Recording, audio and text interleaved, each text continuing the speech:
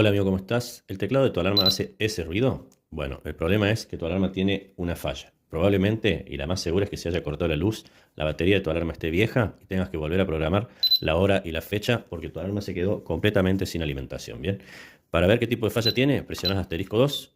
La falla número 8 quiere decir que hay que programar la fecha y la hora. Para programar la fecha y la hora vamos a poner asterisco 6.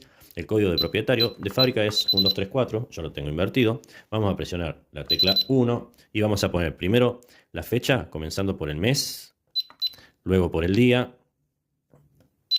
y luego por el año. Y por último ponemos la hora. Listo. Salimos y ya borramos el sonidito en el teclado.